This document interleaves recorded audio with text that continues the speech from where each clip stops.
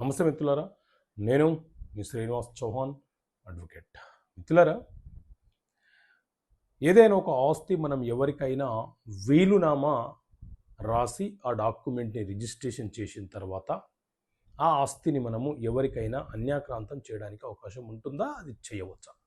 So మిత్రులారా, వీలునామా అనే అంశం గురించి భారతీయ వారసత్వపు చట్టం Indian succession act 1925 section 2 class H చాలా స్పష్టంగా చెబుతున్నటువంటి అంశం ఏంటి అంటే, వీలునామా అని అంటే ఒక మరణ శాసనం అని అర్థం.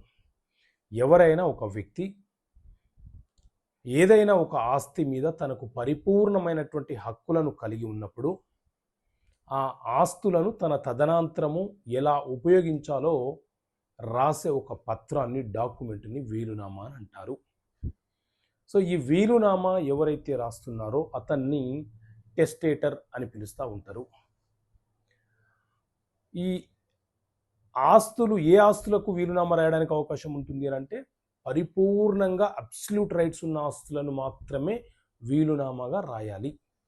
అలా కాకుండా అసంపూర్ణంగా ఆస్తుల మీద పూర్తిగా హక్కులు లేకుండా ఆస్తుల మీద పొజిషన్లో ఉండి ఆ ఆస్తులు మనవేనని మనం భావిస్తూ వీలునామా రాస్తే అది చెల్లుబాటు కాదు. అంటే ఆస్తుల మీద అబ్సల్యూట్ రైట్స్, పరిపూర్ణంగా హక్కులు ఉంటేనే మనం ఎవరికైనా వీలునామా రాసుకోవచ్చు. అయితే ఏదైనా ఒక ప్రాపర్టీ మన తదనంతరం ఎవరికి చెందాలో మనము వీలునామా రిజిస్టర్ రూపంలో రాసిన తర్వాత ఆ ఆస్తిని మనము ఆ వీలునామా రద్దు చెయ్యకుండా అమ్మకూడదు.